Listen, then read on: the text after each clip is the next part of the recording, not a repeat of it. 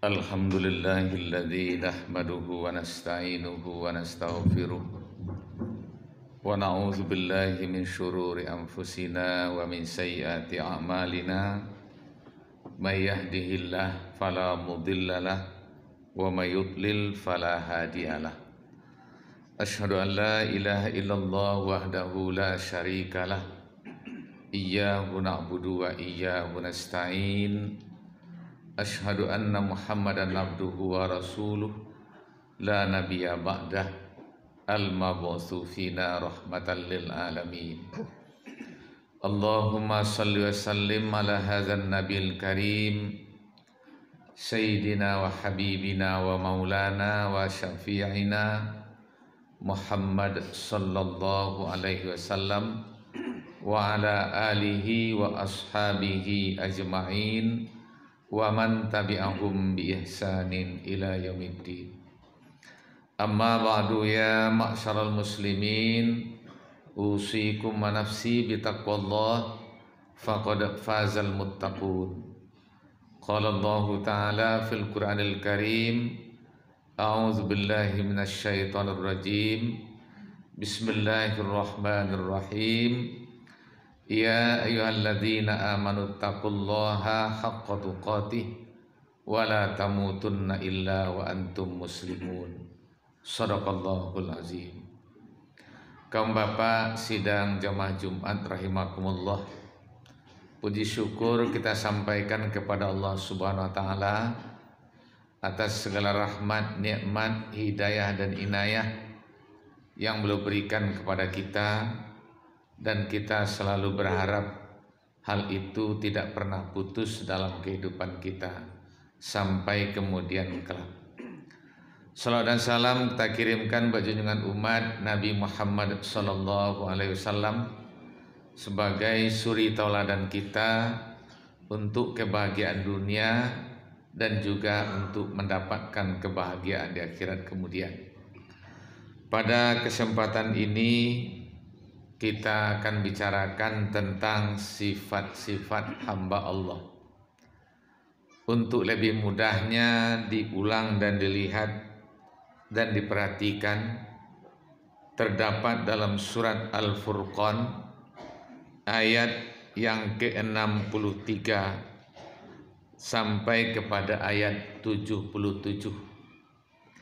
Pada waktu yang sangat terbatas ini tentu tidak mungkin kita akan membicarakannya, tetapi setidak-tidaknya pada jam ini untuk mengundang kita sampai di rumah membuka kembali apakah kita memiliki sifat ini di hadapan Allah atau tidak, ataukah kita memiliki sebahagiannya saja, sebahagian yang lain tidak, atau ada motivasi untuk mendapatkan kesembilan sifat hamba Allah ini yang dituangkan di dalam surat Al-Furqan.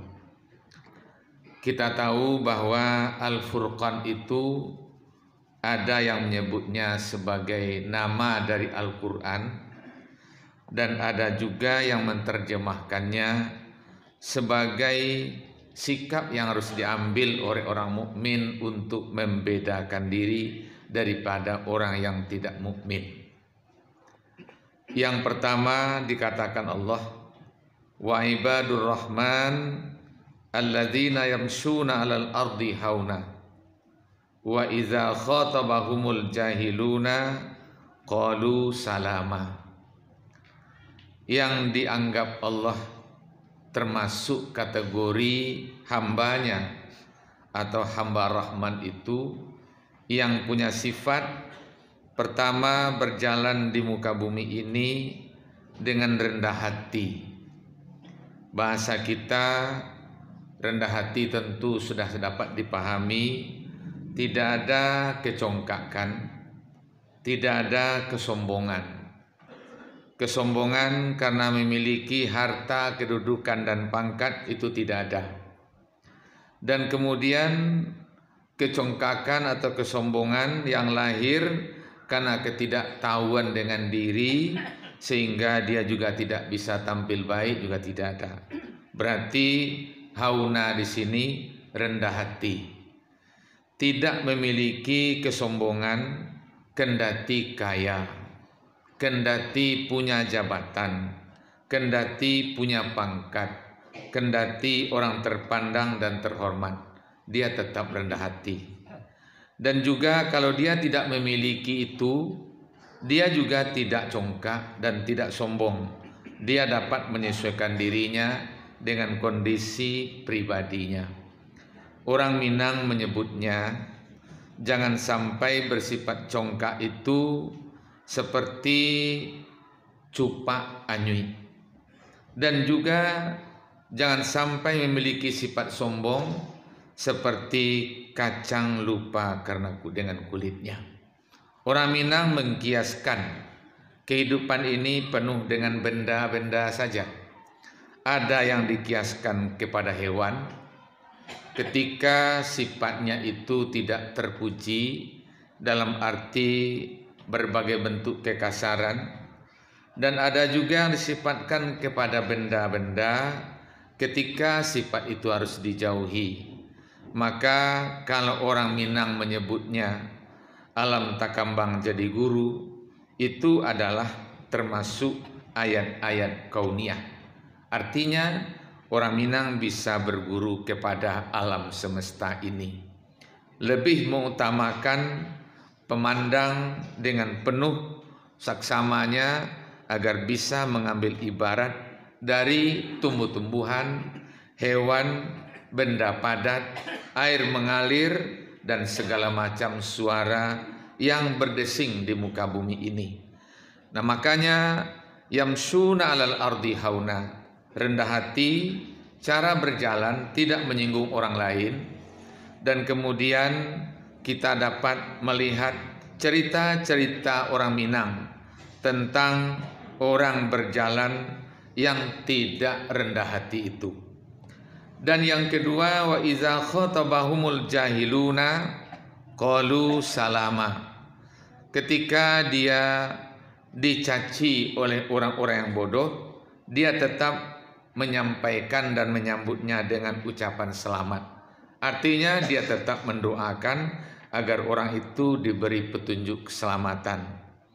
Bodoh di sini bisa saja orangnya punya ilmu, tetapi orang yang punya ilmu tidak bisa mengamalkan ilmunya, sehingga dia memandang orang lain rendah. Ketika itu dia juga termasuk jahil. Dalam bahasa Al-Quran termasuk dia jahil, bukan bodoh di sini karena tidak berilmu. Dan juga dia bisa memiliki pangkat, jabatan, gelar yang tinggi, tetapi tidak memposisikan dirinya sebagai orang yang harus terpandang. Dan dia memposisikan dirinya adalah orang yang harus dipandang dan bukan orang yang terpandang. Kalau dia memposisikan dirinya sebagai orang yang harus dipandang, maka kecongkakan dan kesombongannya akan lahir. Tetapi kalau dia mengambil posisi sebagai orang terpandang, dia tidak akan mau menjatuhkan harga dirinya dalam kehidupan. Allah gambarkanlah perjalanan orang yang bisa menjaga harga dirinya ini. Dan bahasa kitanya adalah muru'ah. Dalam bahasa Al-Quran kita diajak ketika haji dan umroh untuk naik ke Bukit Sofa, kemudian berjalan menuju Bukit Marwah. Para penterjemah menyebutnya Sofa itu adalah mencari sebuah kebeningan hidup dan sifat, menempatkan diri pada sifat-sifat yang tidak punya cacat. Kendati ini sangat sulit dan berat, tetapi itulah cita-cita umat Nabi Muhammad, sehingga diabadikanlah dalam rangkaian ibadah haji. Kemudian menaik ke Bukit Marwah, sifat yang terpuji dan bening itu berusaha sekuat tenaga, berjalan kaki 395 meter untuk satu kali putaran, untuk tetap menjaga harga diri yang namanya muru'ah, atau dalam bahasa Quran adalah marwah.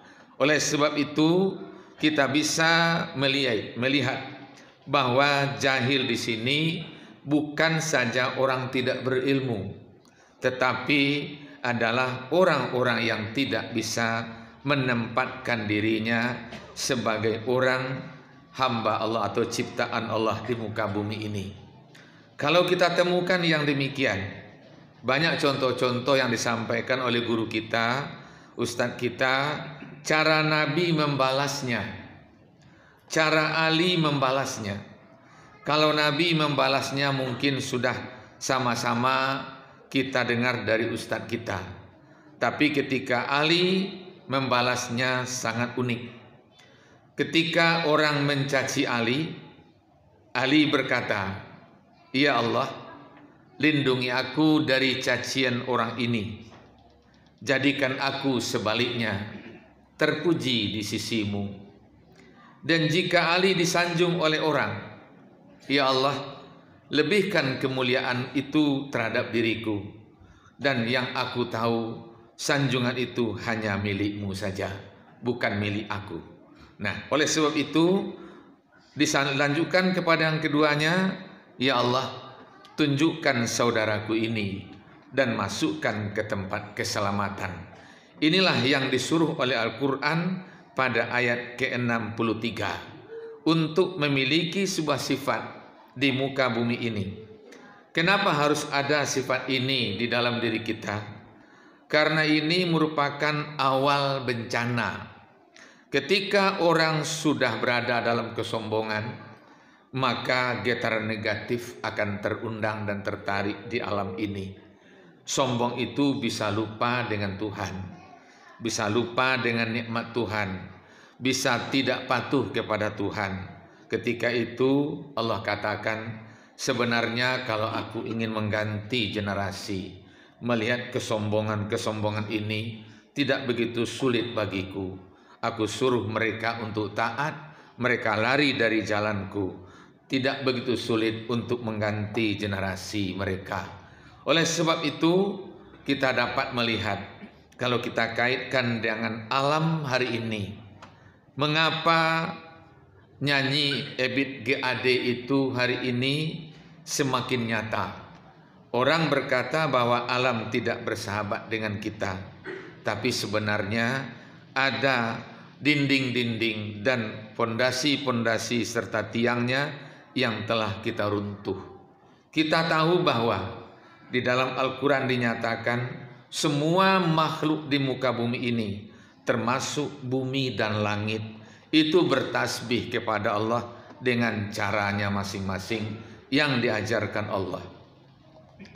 Satu contoh, ketika kita melihat jam berputar ke arah kiri, tetapi kita tawaf berputar ke arah kanan. Ketika orang melakukan terapi dengan inframerah, dia menganjurkan berputar ke arah kanan. Kenapa? Karena kita lihat dalam penelitian kosmologi pun, putaran bintang-bintang, bulan, matahari berputar di sumbunya seperti putaran orang tawaf, tidak seperti putaran jarum jam. Oleh sebab itu, ketika kita lihat ayat Al-Quran, Allah katakan, kami tidak pernah membenturkan satu benda dengan benda lain di langit itu, kecuali gesekan itu hanya terjadi untuk melempar setan yang mencari rahasia Tuhan ke alam mahfuz. Oleh sebab itu, kenapa tidak ada benturan bintang-bintang, bulan dan matahari itu? Ternyata dia berputar seperti putaran tawaf, serentak betul untuk berputar dengan arah yang sama. Ketika manusia ada di dalamnya, lalu Allah berikan sifat yang harus ditiru, dilakukan dan diteladani, agar jangan berseberangan dengan putaran alam. Tetapi manusia tidak memilih hauna, tidak memilih rendah hati, berpakaian sombong, takabur, angkuh dan segala macamnya. Otomatis gesekkan dengan alam yang sedang tawaf akan terjadi. Itulah sebabnya angin secara religinya, membangkitkan tenaganya, kemudian rumah pun bisa terbang. Bumi runtuh tidak bisa menahan diri, gelombang laut pun menjadi-jadi. Kita merasakan hari ini bumi yang kita cintai ini diterpa oleh bermacam-macam para musibah yang silih berganti. Yang tadi pagi disiarkan lagi bahwa tembok pun bisa diterbangkan oleh puting beliung, sehingga ada 100 rumah yang rusak parah di Sulawesi Timur itu. Oleh sebab itu, kaum muslimin sidang jamaah Jumat rahimakumullah, yang berikutnya tentu kita baca sendiri. Di samping kita bisa berdoa, tapi yang perlu kita hayati betul adalah 2 ayat ini, bahwa kita berjalan di muka bumi ini, jaga sifat-sifat, jangan alam tersinggung di dalam bertawaf kepada Allah. Dan kemudian ketika kita berkata, jangan tersinggung kata-kata yang indah yang diciptakan Allah di muka bumi ini, agar kita dapat seirama dan seiring dengan perjalanan tersebut. Tentu negeri yang kita cintai ini akan menjadi baldatun thayyibatun warabbun ghafur, dan secara khususnya ranah Minang yang adatnya bersandikan syarak bersandikan kitabullah. Kendati pembicaraan sudah banyak dalam hal itu dan sudah banyak dicerna, disampaikan, tetapi kita tetap mewaspadai bahwa apa yang kita katakan dan apa yang kita perbuat di muka bumi ini jangan sampai berlawanan dengan alam yang sedang bertasbih kepada Allah seperti berputar orang tawaf. Mudah-mudahan kita menjadi umat Nabi Muhammad yang dapat menyadari perjalanan bumi yang sudah tua ini kekuatannya tidak begitu lagi seperti dulu. Mudah-mudahan kita pun selamat ada di dalamnya. Seperti doa si orang yang akan berangkat haji, ya Allah, aku ini ada di bumi dalam genggaman-Mu, dan kemudian aku juga berteduh di bawah langit dalam gulungan-Mu. Aku berharap selamatkan aku ya Allah. Itu doa orang yang akan ke Makkah. Kita dengar doa itu sangat berbahaya. Kalau kita tentu tidak bisa lari dari bumi yang digenggam Allah, dari langit yang digulung oleh Allah SWT. Mudah-mudahan kita diberi keselamatan. Amin ya rabbal alamin. Fa'tabiru ya ulil absar la'allana minal muflihin.